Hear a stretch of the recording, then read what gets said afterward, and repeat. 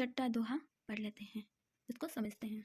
आइए छठे दोहे को ध्यान से पढ़ लेते हैं और इसे समझने का प्रयास करते हैं। इसमें 7 चीज़ों का बात का उल्लेखन है।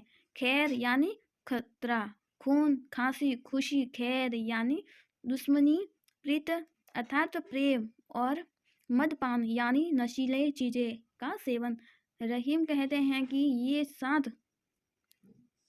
दबाने से नहीं दबते यानी उभर ही आते हैं। कहने का अर्थ है कि सारी दुनिया जानती है कि इस सातों को छिपाया नहीं जा सकता। ये सभी बात समझ आने पर प्रकट हो ही जाती हैं। खैर यानी खतरा, खतंग पान में प्रयोग किया जाता है खतंग, और होठों को लाल करके अपनी उपस्थिति प्रकट कर देता है। ऐसे ही खून भी अपने रंग को ऐसे छोड़ देता है कि उसे छिपाया संभव नहीं होता।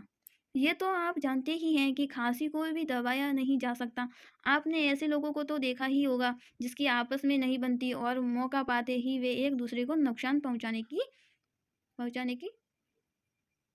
नहीं चुकते। इसी को वे कहते हैं ऐसे लोग।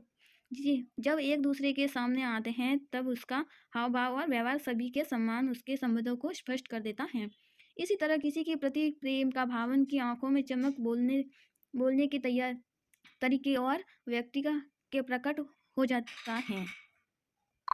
आपने नशेड़ियों या शराबियों को देखा होगा, उन्होंने देखते ही आपको पता लग जाता है कि इस आदमी ने जरूर दारू पी रखी है। उसकी चाल ढाल, उसका बोलने का तरीका अपने आप शराब पीने की बात जाहिर कर देता है।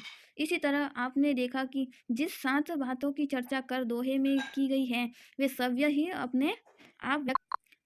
अपने आप को व्यक्तित कर देती हैं। उन्हें छिपाया नहीं जा सकता। आपने दैनिक भाषा व्यवहार में ध्यान दिया होगा कि किसी बात पर बल देने से के लिए यह कहा जाता है कि अरे भाई सारी दुनिया इस बात को जानती है, या हर कोई यह जानता है, या कौन किस बात को नहीं जानता, अथवा सभी जानते हैं या सबको पता है जी, आदि आदि जनता सकल जहान ऐसे ही प्रयोग हैं। टिप्पणी। खैर, खून, खांसी, खुशी में ख वर्ग का दोहरा में अंत यह अनुप्राय अलंकार है। आप जानते ही हैं कि जहाँ एक ही वर्ण की बार बार आकृति हो वहाँ अनुप्रास अलंकार होता है। आइए हम कुछ इसके प्रश्न देख लेते हैं। सर्वाधिक उपयुक्त विकल्प चुनकर पूछे गए प्रश्नों के उत्तर दीजिए। पहला, रहीम के अनुसार खून, खांसी, खुशी, वैर, प्रति और मतदान के अतिरिक्त और कौन सी चीज छिपाई नहीं छिप सकती? क कथवा, ग ऊंचाई, कुल या ख खुशल या ग चोरी? तो इसका राइट आंसर है क कथवा। दूसरा, अब दादुर वक्ता भर से कवि का क्या आश्रय है?